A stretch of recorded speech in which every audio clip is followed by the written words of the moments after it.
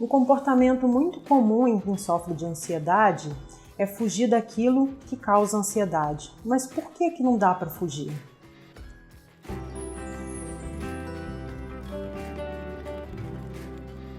Meu nome é Marcele Matos, eu sou psicóloga aqui na Cazuli e eu quero conversar com você sobre isso. Para uma pessoa que tem medo de dirigir, por exemplo, só de pensar que vai sentar no banco do motorista já fica muito nervoso. Acha que vai bater, acha que vai atropelar alguém e fica com taquicardia, perna bamba, com pensamentos catastróficos, negativos. E aí, quando essa pessoa decide não dirigir, todo esse conjunto de sintomas ansiosos diminui ou até mesmo acaba. Mas o problema não está resolvido, o problema não foi resolvido simplesmente fugindo do que causou a ansiedade. O que acontece é que quando você evita algum comportamento que te causa ansiedade, esse seu comportamento de evitar, de fugir, vai ensinar ao seu cérebro que aquele contexto é realmente perigoso, entende? E aí toda vez que você pegar ou pensar em pegar o carro para dirigir, vão voltar aqueles sintomas ansiosos.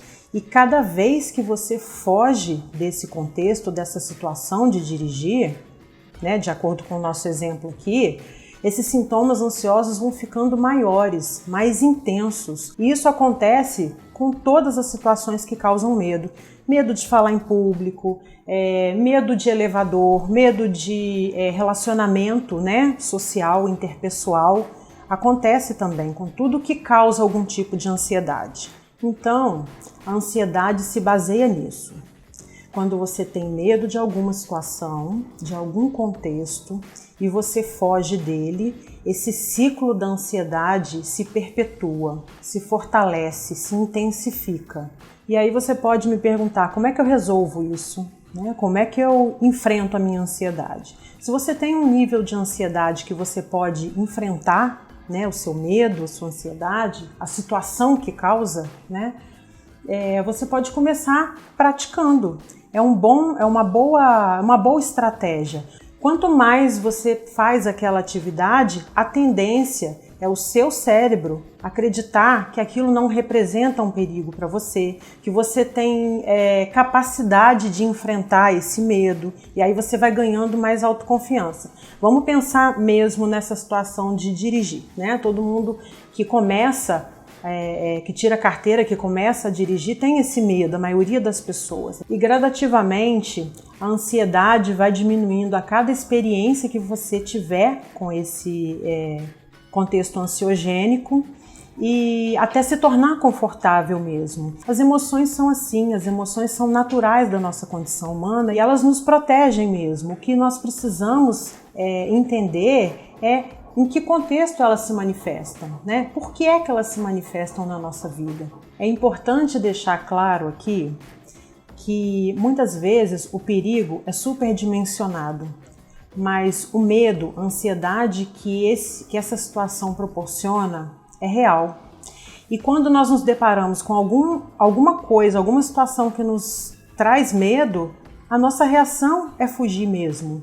Todos esses sintomas são reações a essas crenças. As crenças de que aquilo é perigoso, de que eu não vou dar conta de lidar com aquela situação. Isso tudo é uma reação do nosso corpo, é esse sentimento de incapacidade que nos gera. Acreditar por si só que aquele perigo é superdimensionado, que você é capaz, somente isso é muito pouco para você deixar de sentir medo, para você deixar de sentir ansiedade.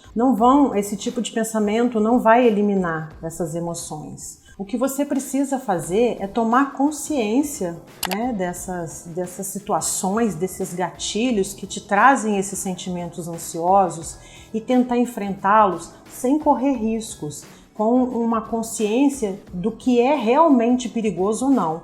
Isso é um primeiro passo. Não resolve, não elimina totalmente a ansiedade, mas é um primeiro passo no qual você pode avaliar o que é realmente perigoso e o que eu estou superdimensionando. E aí você vai percebendo que você consegue lidar com o que te causa desconforto. Na verdade, não é a situação que te causa o desconforto, mas é a perspectiva, é a visão que você tem daquela situação é que vai te proporcionar esse desconforto e, por consequência, essa evitação ou essa fuga. Existem aqueles medos que nos trazem sentimentos de ansiedade que são mais corriqueiros, que são mais tranquilos e que a gente é capaz de enfrentar. Mas existem aqueles medos que nos paralisam, né? Que são as fobias, é o pânico, né? São as crises de pânico, são sintomas de pânico. Então fique atento para como é que você reage a essas situações, para que você possa procurar ajuda também, né? A terapia cognitiva é muito eficaz no tratamento dos medos, das ansiedades, das fobias, né? E das crises de pânico também. Procure ajuda se for esse o seu caso. Se você gostou desse vídeo, compartilhe. Até o próximo vídeo.